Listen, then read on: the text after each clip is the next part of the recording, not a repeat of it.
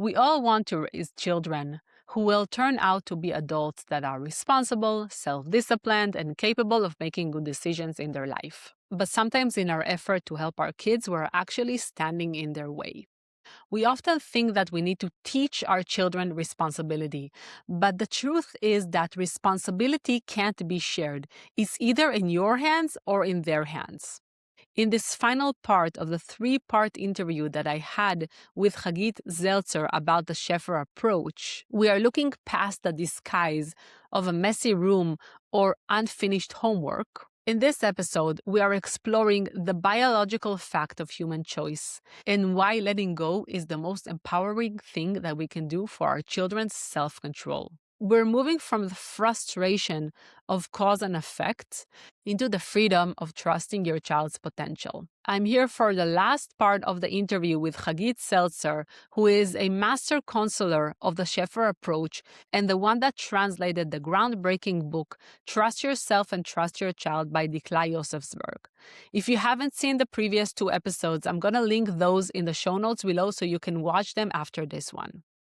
Yeah, I think this is actually a really good segue into another topic that I wanted to discuss with you, which is the choice of the child. Or, as we said, the book that we're talking about is Trust Yourself and Trust Your Child. Now we're moving into the place of, okay, how can I start trusting in my child?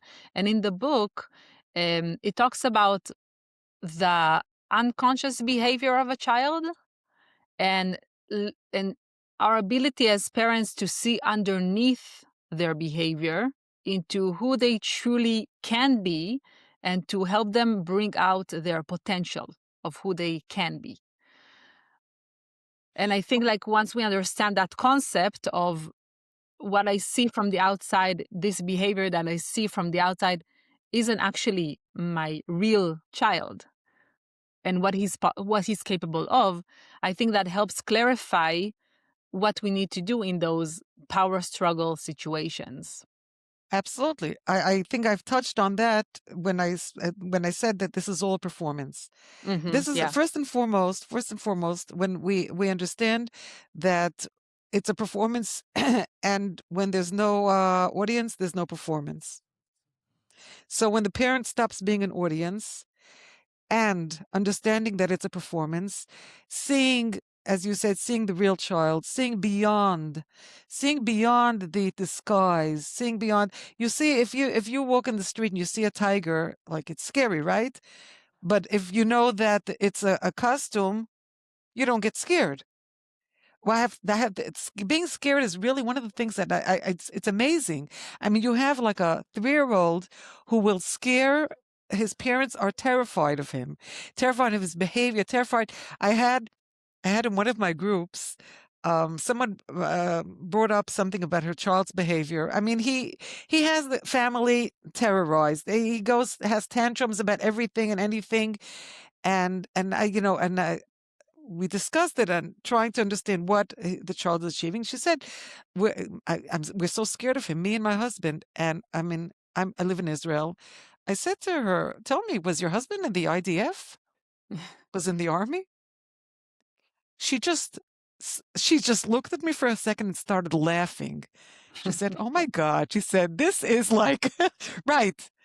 And we have this little 3-year-old who has everybody totally terrified, and understanding that that was the first step to realize that they don't have to be terrified. It's all an act. You've gone through a couple of things that were scarier than going, like this kid throwing a tantrum because he didn't get his ice cream. Okay, that's like basic. Trusting the child is, once again, like I said before, it's something we don't have to discuss. It's something that it's built in, because when we believe a child by nature wants to cooperate. If he's not cooperating, then it's a mistake. And knowing that it's a mistake, mistakes can be corrected, right? Always. That's the essence of when you make a mistake. It's not something that can change. Knowing that it can change, we know that the child has choice. Human beings have freedom of choice, always. Sometimes it's a conscious choice. Sometimes it's an unconscious choice. I won't get into conscious and unconscious because these are psychological terms that the book doesn't discuss it and I don't discuss it, but we all know that it exists.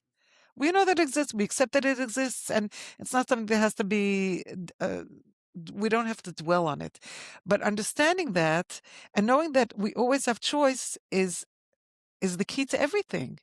Now, the mantra that if a child goes through a certain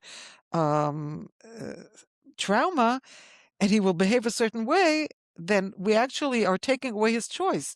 By taking away a child's choice, by not believing that he has the freedom to choose, we're actually imprisoning him and not allowing him to develop and to, as you said, achieve his potential.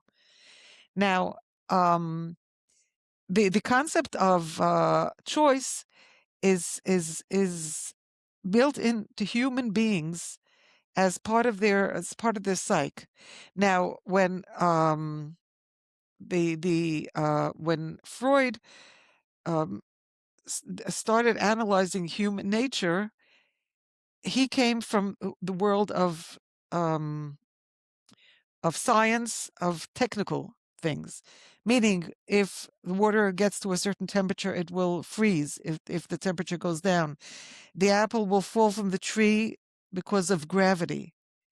There is cause and effect, right? Something cause and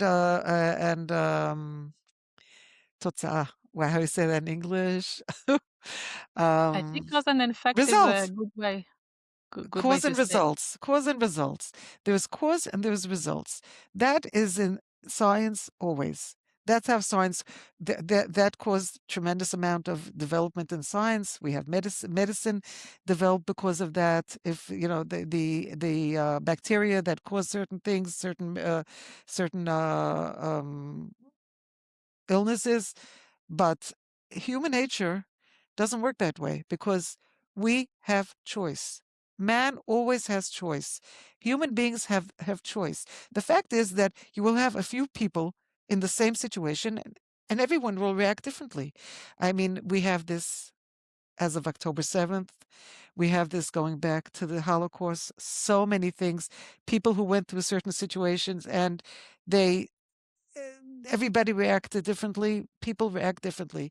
This comes from the basic belief that they have the freedom to choose. It's more than a belief. It's a fact. It's a fact. They have the freedom to choose. It's beautiful, and it makes anything possible. We have sometimes choices that have even we know that when a person sometimes has decided to choose something that seemed physically impossible, his body even cooperated and became able to do it. So knowing that our child has choice is the best trust we can give him. And we don't have to discuss it. We just have to know it ourselves. Really? I mean, we communicate with our children whether we're talking or whether we're not talking with them. Yeah. And that's a basic. That's basic. The mantras of you have to have long-winded discussions and heart-to-hearts. If you want, good. If you don't want, that's also good. Not everybody's a talker. Not everybody wants to schmooze all day. It's fine. Not parents and not kids. It's not a conditioning to parenting.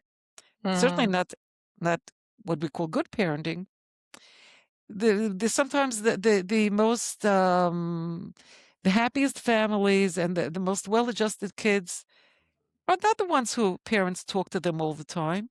It's the ones who parents just trust them and don't have to talk to them. And I'm not saying everyone does it what they feel is right for them, not because they have been given a set of instructions and methods of how to be the perfect parent, A, B, C, D. Follow the rules. So I think that's when the trust, when you first trust yourself and you understand that it's something that being the parent is built in. The role is built into you now. You have gotten that role, and then it takes us to trusting our children as a matter of nature. It's par for the course, where you look at the child, he may be misbehaving. You know that he has that this is a disguise. Then you can neutralize your initial fear or any other reaction. I just used fear as an example. And that is actually the most encouraging thing you do for your child. Not buying the act, not buying the act that he's a miserable nebuchadnezzar. He can't succeed in social or sports or educational or school or whatever. And that's what actually the modern parent wants, is to give his child the feeling that he can do anything, right? So stop doing things for him and start trusting him. Yeah. It works together. Right. When you come from a place of trust, which, as you said, it's an inner trust, it's not even something that you need to say to your child. You just know it in your head, and you know that you can trust him because he always has the opportunity to choose, right? Right. And it's not that he's behaving the way that he's behaving because of I didn't give him enough attention, because he has a learning disability, because we just moved to a new house and he's having a hard time, because A he's the new baby youngest, was born, a new which is a baby was classic. born. Yes. Exactly. So Right. when you change your mindset from he's acting because of 1, 2, 3 or ABC to he's acting because he chooses to act this way right now, And the choice is unconscious. This is something and the very choice important. may The child may or doesn't may wake up in not the morning be and say, I'm going to drive my parent crazy today. It's an right. unconscious choice, because the feeling of belonging is also an undercurrent. This is Mm-hmm. all it's all under the surface. It's there. We know it's there. They know it's there. We know that they know that we know that they know. It's all it's all connected. What you started saying is when the parent knows that the child, I wouldn't even use the word. I mean, trust is the name of the book, because it sort of gives the whole, it encompasses everything. But just if the parent just uses the word knowing, not believing, because believing is something that it's used in many different schools of thought. Believe in your child. The more, let's put it this way, the more you tell your child, I believe in you, the less you believe in him. Mhm. You don't have to say it. If you know it, it brings us back to that given. The same way you know that as a parent you are the leader, and you don't have to discuss it, and there are things that you don't say twice.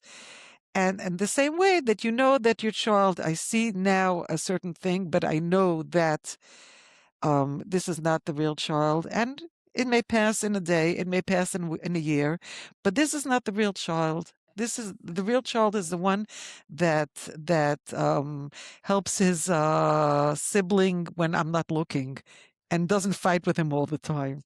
When they're fighting, that's a whole different story. When they're fighting, they get so much from the parent, and this is where I tell the parents, when they describe children fighting, I say they're so cooperative with each other. They help each other get the reaction. Judge, policeman, you name it, right? Parents get into that cycle with kids. That's for a whole different podcast. Yeah, Siblings, right? yeah, yeah. I want us to cover maybe one last topic that is very essential for this approach, which is the idea of responsibility, which definitely is connected to what we just talked about, the idea of choice and free choice and knowing that our children are capable. So, how much do you think giving our children responsibility is essential, or how do we know, or maybe I can ask it differently. What is the child responsibility and what is the parent's responsibility? Um, I would say, first of all, I once again, I usually I reply through your questions. You said giving child responsibility is essential. I would rephrase that to giving the child responsibility is natural. Mm. It's natural. And why? Because what is our role as a parent? Basically, what is our goal as a parent? Raising a child that will be able to function in the world. At the end, we want to raise a person who will be an adult that is functioning, that is has relationships, that is able to work and um, earn his living, to be accepted, to be whatever. A responsible adult, right? We're responsible. It comes naturally to say we want our children to be responsible adults. Now, understanding that, then the question that you asked, like, what is the parent's responsibility? What is the child's? The parent has a responsibility to raise his child to be a mature, responsible adult, right? Now, each parent and each child is different. If you want one overall concept, it's the more you rely on the child, the more responsibility you give him. Okay? Now, there are families who let their 5-year-old cut up a salad and turn on the gas and make omelets, right? And there are parents, there are societies and parents who don't let a 7-year-old pour a cup of milk because they can't do it. Now, they very obviously want to, they believe that the child can't do it yet because this is the mindset of this certain society, but it's not society specifically, it's parents. The more you rely on the child, the more you can give him responsibility. It's individual to every family how much he can give. But we teach responsibility in the course after we have taught about the concept of believing and trusting the child, meaning when we look beyond what we see and may think that he's not responsible enough as per what we see, and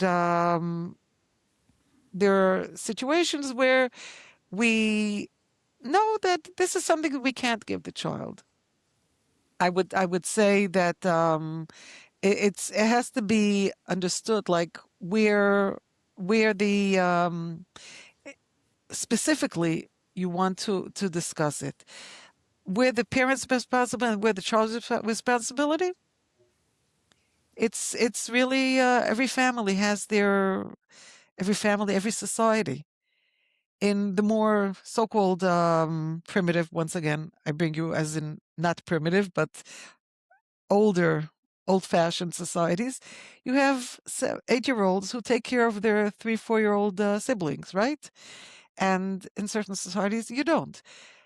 This is something that I think, generally speaking, understanding that the culture that doesn't rely enough on the child because the child is perceived as easily weakened and traumatized is not a culture that gives responsibility.